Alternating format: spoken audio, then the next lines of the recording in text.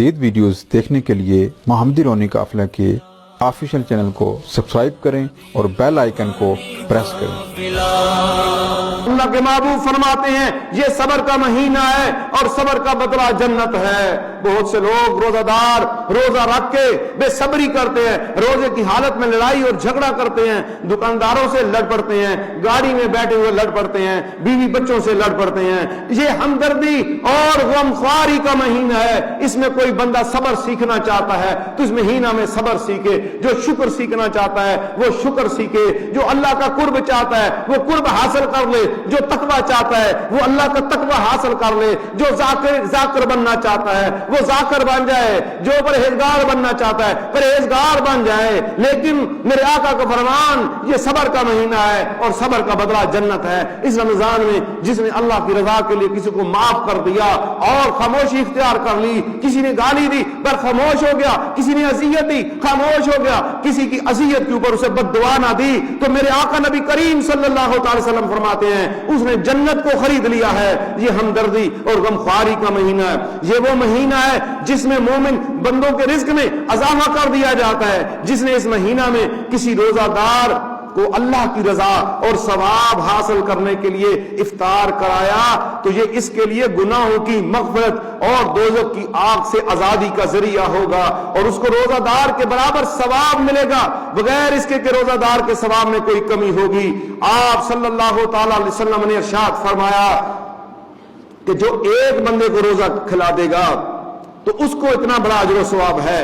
تو جب صحابہ کرام رضوان اللہ تعالی اجمعین نے سنا یا رسول اللہ ہم میں سے ہر ایک کو تو افطار کرانے کا سامان میسر نہیں، کیا غریب لوگ اس عظیم ثواب سے محروم رہیں گے؟ امیر لوگ روزہ کھلوائیں گے اور انہیں یہ اجر و ثواب ملے گا۔ تو میرے آقا امت کے غمخوار والی صلی اللہ علیہ وسلم نے فرمایا اللہ تعالیٰ یہ ثواب اس شخص کو بھی دے دے گا جو ایک کھجور یا دودھ کی تھوڑی سی لسی پر یا صرف پانی ہی کے ایک گھونٹ پر کسی روزہ دار کا روزہ افطار کراتے ہیں۔ تو میرے آقا نبی کریم صلی اللہ علیہ وسلم نے اس کے بعد فرمایا کہ یہ پہلا جو عشرہ ہے، یہ پہلا عشرہ اس مبارک کے پہلا عشرہ رحمت والا ہے، درمیانی عشرہ مغفرت والا ہے، اور آخری حصہ دوزخ کی آگ سے نجات ہے۔ اور جو بندہ اس مہینہ میں اللہ رب کو پاک پروردگار کو راضی کرنا چاہتا ہے، میرے آقا صلی اللہ علیہ وسلم فرماتے ہیں دو کام کثرت سے کرے۔ نمبر ایک کلمہ طیبہ کا ذکر کثرت کے ساتھ کرے، اور دوسرا استغفار کثرت کے ساتھ پڑھے۔ کلمہ پاک کثرت سے پڑھے اور استغفار کثرت کے ساتھ پڑھے، اور دوسری دو چیزیں یہ ہیں کہ جنت کا سوال کرو اور دوزخ سے پناہ مانگو۔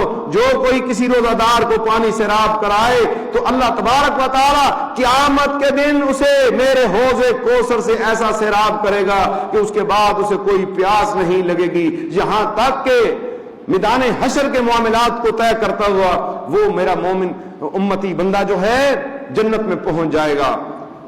چار چیزیں اس حدیث مبارک میں بیان کی گئی ہیں۔ نمبر ایک کلمہ شریف کا کثرت کے ساتھ ورد کرنا۔ نمبر دو استغفار اللہ سے اپنے گناہوں کی معافی کا مانگنا۔ نمبر تین یا اللہ تجھ سے جنت کا سوال کرتا ہوں، یا اللہ تجھ سے دوزخ کی آگ سے پناہ مانگتا ہوں۔ دو چیزیں آخرت کے لیے ہیں، اور ایک چیز محبت الہی کے اندر سوال کیا گیا۔ اللہ کی محبت کو پانے والوں، اللہ کی محبت کو حاصل کرنے والوں، محبت الہی کے طلبگاروں، طلب مولا میں صبر اختیار کرنے والوں، رمضان میں اللہ کی محبت کو حاصل کرنے کا بہترین انداز اپنائیے اور یہ دعا مانگیے یا اللہ تجھ سے جنت کا سوال کرتا ہوں، یا اللہ تجھ سے تیری محبت کا سوال کرتا ہوں، یا اللہ تجھ سے تیرے نبی کی محبت کا سوال کرتا ہوں، یا اللہ تجھ سے دوزخ کی آگ سے نجات کا سوال کرتا ہوں، یا اللہ تو مجھے اپنا بنا لے۔ یہ چیزیں اور یہ دعائیں اس مقدس مہینہ کے اندر مانگیے۔